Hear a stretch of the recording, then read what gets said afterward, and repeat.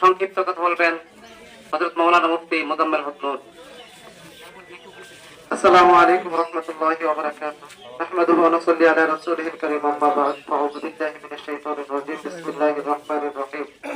সম্মানিত উপস্থিতি, আমরা আজকে যে কারণে উপস্থিত হয়েছি, মাদক দ্রব্য যারা ব্যবসা করে খায় তাদের বিরুদ্ধে আমাদের কর্মসূচি।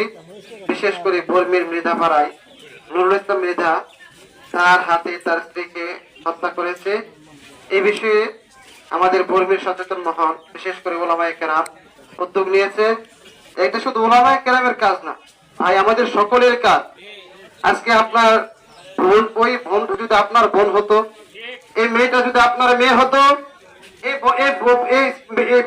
বোনটা যদি আপনার একজন নিকটবর্তী কেউ হতো, তাহলে আপনি কি করতেন? আপনি কখন থানায় যেতেন, কখন ডিবির কাছে যাইতেন, কখন সাংবাদিকের পাও পড়তেন। কিন্তু আজকে একজন নিরহ মানুষকে হত্যা করা হয়েছে টাকার কারণে।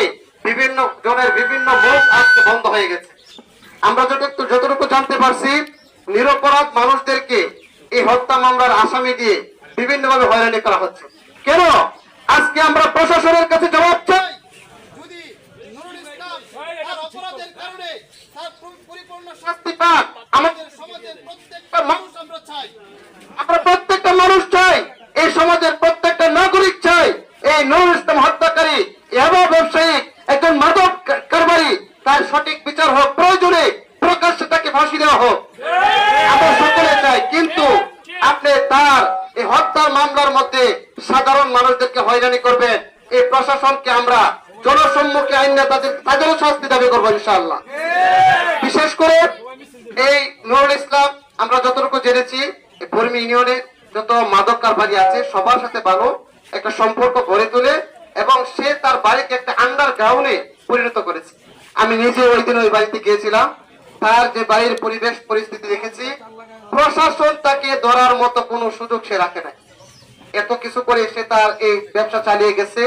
আমরা বিশেষ করে আপনাদের কাছে অনুরোধ করব, যদি আপনাদেরকে পরবর্তীতে ডাকা হয় এই ব্যাপারে, বিশেষ করে আজকে দেখেন, আমরা যদি সবাই সচেতন হইতাম, সবাই নিজের থেকে চিন্তা করতাম যে বোনটা যদি আমার হইতো, মেয়েটা যদি আমার হইতো, তাহলে আমরা সকলে এখানে ঐক্যবদ্ধ ভাবে আজকে ঝাঁপিয়ে পড়তাম।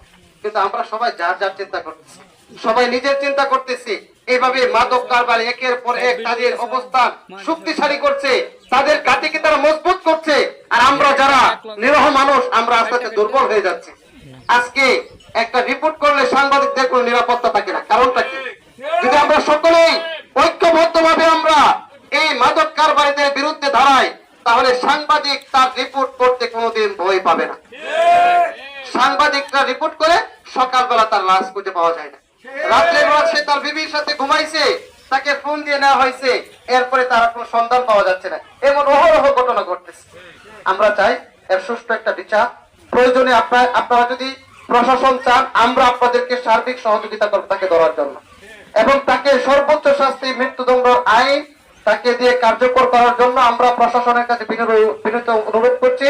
এবং আপনাদেরকে যতটুকু সহযোগিতা করা প্রয়োজন, আমরা উলামায়ে কেরাম আছি, সমাজের মানুষ আছি, সামাজিক ভাবে আমরা আপনাদেরকে সার্বিক সহযোগিতা করব, এই আশ্বস্ত আপনাদেরকে আমরা করছি।